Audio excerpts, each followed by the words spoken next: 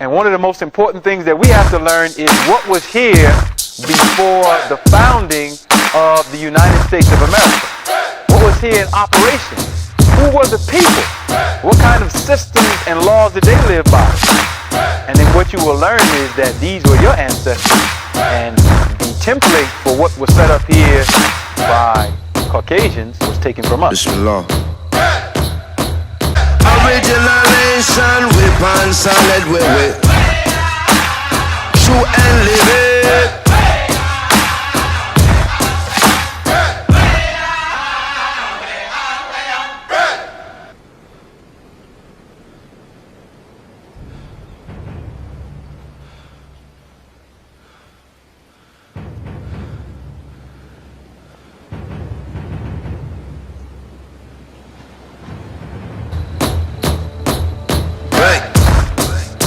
True and living by the G code. What the is fleek though? Don't ask them, what do he know? What I forgot is better than whatever they remember.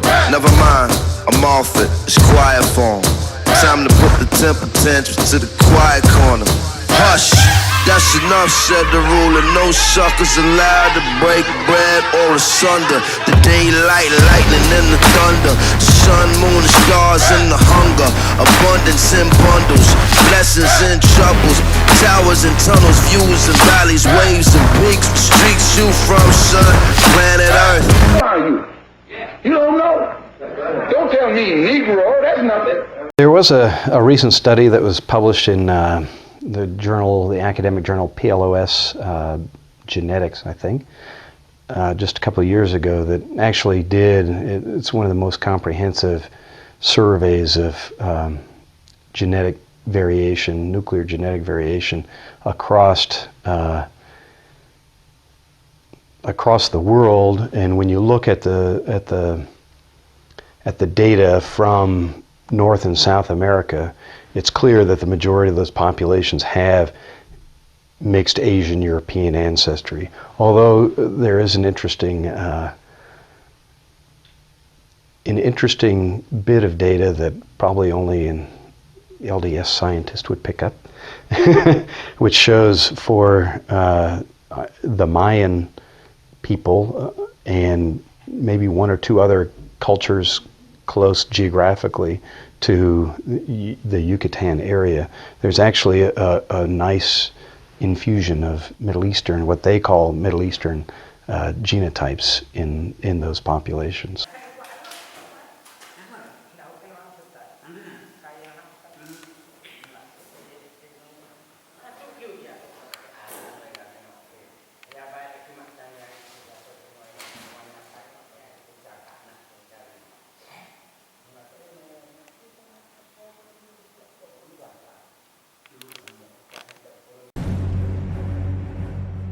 In the Americas, no iron tools or horses,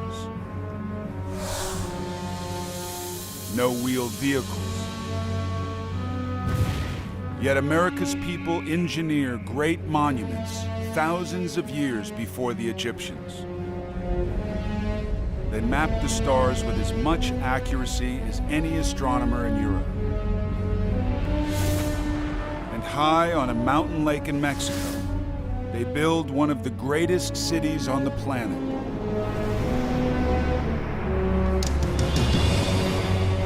Tenochtitlan, capital of the Aztec Empire.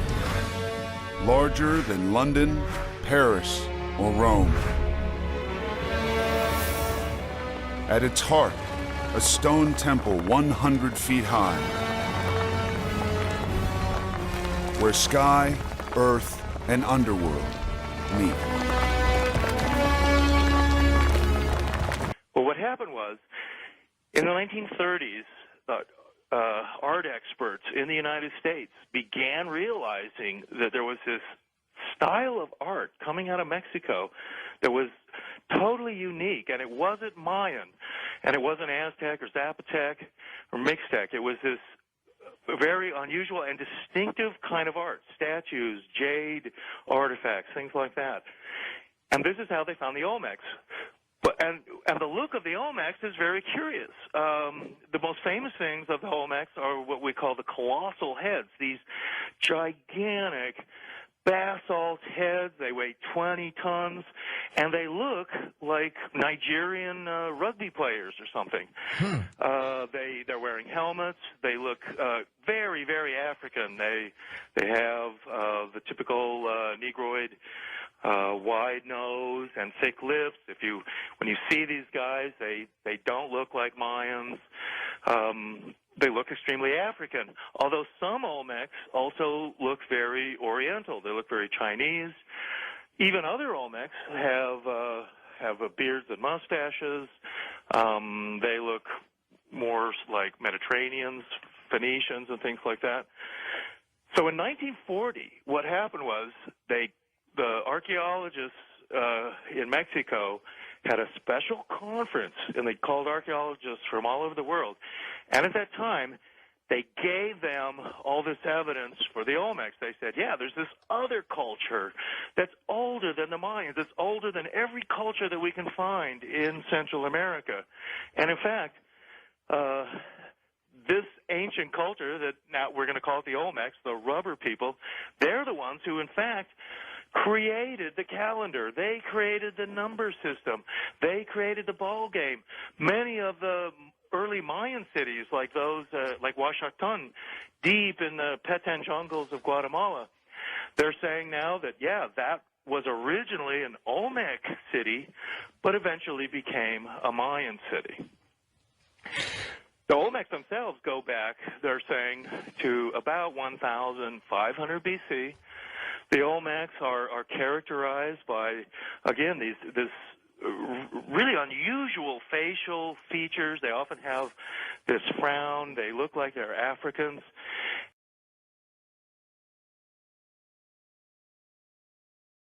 You lost your job because you went to work drunk. Half the time you went to work drunk. That's why you lost your job. No. That's why. You won't even take a DNA test for children and youth. Hello? How dumb can you be? DNA. What do you gotta hide? Excuse me, a DNA test? Drug and alcohol. Don't you know what a DNA test is? I don't need to say any more about that, do I? I don't need to say any more about that, do I?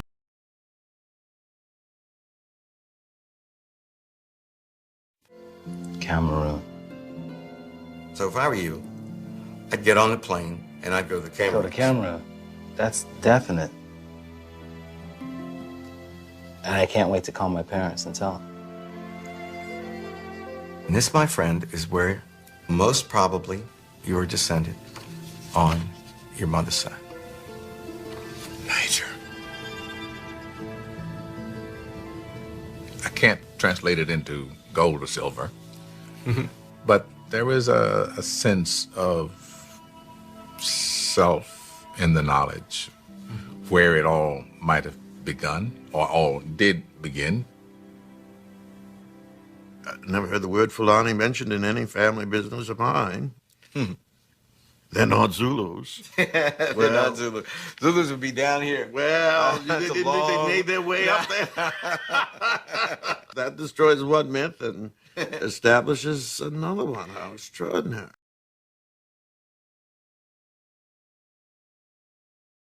And by the way, you know, the Zulu thing, when Oprah was finally in the first series, and we gave her a DNA test, basically the next day she went to South Africa to announce that she was opening what became the Oprah Winfrey Leadership Academy.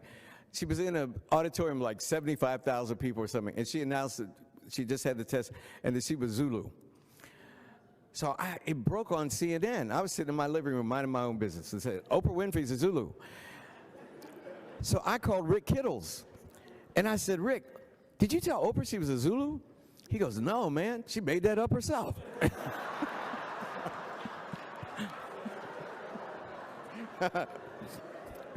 It's a true story. It's a true story. I would lie to make you laugh, but I'm telling you a true story. So I said, Rick, are you in your lab?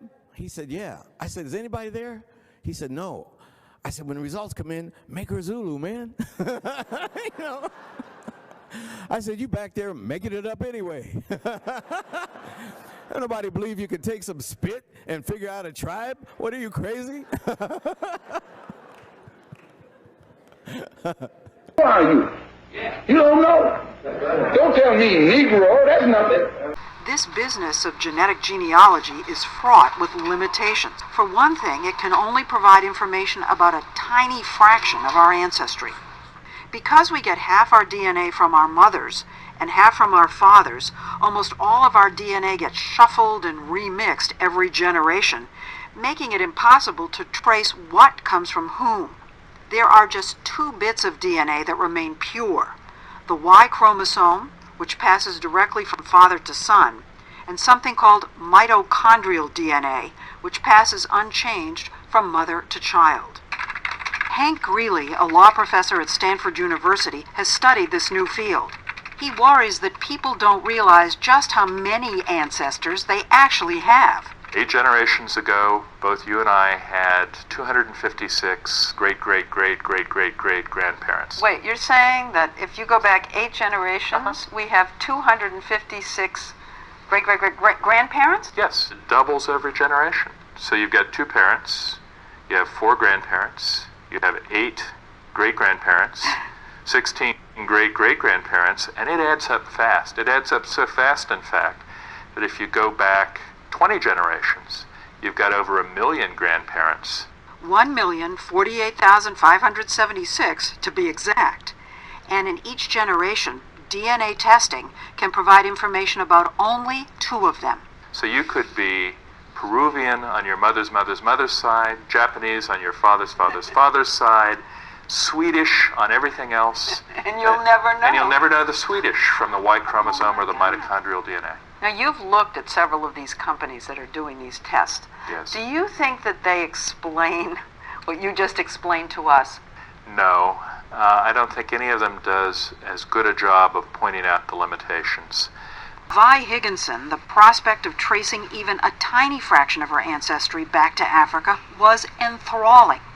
60 Minutes sent her DNA to African Ancestry, as well as to several other genetic genealogy companies, to see what they could tell us about Vi's maternal lineage. I'm sitting on the edge of my seat. Kittle's company sent Vi what they call a certificate of ancestry.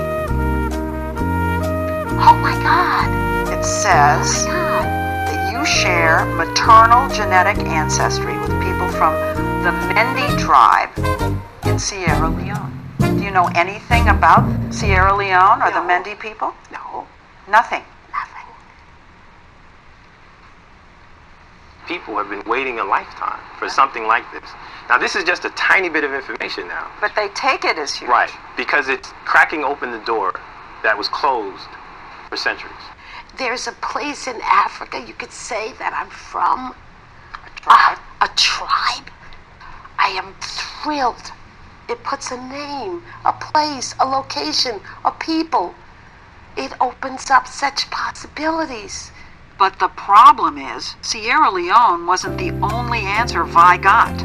A company called Relative Genetics found a match to a single person in the Wobi tribe in the Ivory Coast. Different? Different. Now, I got all excited about that, and this is different. Now, how could that happen? Then a third company, Trace Genetics. Your particular sequence matches sequences reported among multiple Mendenka individuals in Senegal. What's up with this? And Family Tree DNA, the company that linked Vi with Marion in the first place, came up with a whole list of matches. This goes on and on. My goodness. So what do we know about Vi's ancestry? The DNA does indicate that she has distant relatives in the Mende tribe, but she also has relatives in all those other tribes. So no one can say for sure where Vi's maternal ancestor actually came from. When I handed Vi the certificate, she got extremely emotional about it. She wept, and it meant so very much. People want to believe. They want to believe they've gotten an answer. And it's not fair of us to let them believe that we're giving them certain answers, because scientifically, we just can't. Hank Greeley is concerned that the science isn't really there yet for you to be giving them the name of a tribe? I think for most companies, I would be concerned too. But what about your own company? We have He the didn't largest... exclude you. He included you. But we have the largest set of sequences from Africa. And so with that, we're able to provide some level of probability in terms of frequency. But he would say that even though you have the largest database, it's still small on the scope of things. As I said, I share those concerns. About yourself. You don't know. Don't tell me Negro, that's nothing. What were you before a white man named you a Negro? And where were you? And what did you have? What was yours? What language did you speak then? What was your name? It couldn't have been Smith or Jones or Bunch or Powell. That wasn't your name. You don't have those kind of names where you and I came from. No, what was your name? And why don't you now know what your name was? Where did it go? Where did you lose it? Who took it? And how did he take it? What tongue did you speak? How did the man take your tongue? Where is your history? How did the man wipe out your history? How did the man, what did the man do to make you as dumb as you are right now?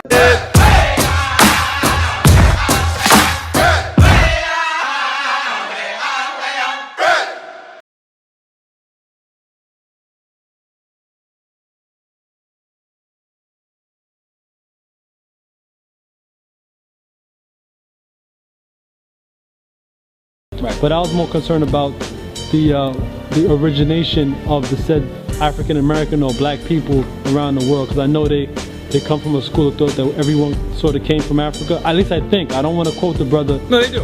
Okay. Yeah, they do. They do. I think when Aunt called into the thing, right, we were discussing what were the oldest civilizations in the world. Exactly. And we talked about looking at the evidence to see whether there were older civilizations in the Americas versus that were older than the ones in Africa. Right. And I posited that based on certain information, that based on astronomy and hard data, actual stuff that's put in stone, that the Americas appear to have a greater level of antiquity. So that was what the discussion was. I wouldn't mind debating that. Okay. Would you say that Pan-Africanism is detrimental to the psychology of the African American? Or no, I don't think it's detrimental at all. I think that what happens is inside of a certain ideology, if there's no expanse for seeing other things, then that's when it becomes detrimental. And what happens in Pan-African ideology is when we start talking about black people, original people in other parts of the planet, everyone has to be from Africa, and that is directly connected to the Louis Leakey find, and it's also directly connected to the origin of species in Charles Darwin. So, you know, on the antiquity of the Americas, I'm kind of grounded on that, just based on my own studies, but I would be, you know, open to new information. I don't think that any place on earth can show right now a hard data that they have older monuments and older zoology than the Americas. I don't think that anybody can show that. So that would be interesting. That's any discussion that we can have. And it is pertinent just in the sense of, you know, when we start talking that we are indigenous to any part of the planet, or we got older people here, people start thinking that we're crazy. And it's made up. And that we just want to, you know, be tax exempt. You know, we trying to be Indians or something, and we crazy. You know what I mean? Well, all I'm saying is that we're looking at hard facts. Everything is guided by knowledge. And just because some people haven't seen it doesn't mean it doesn't exist. It actually exists.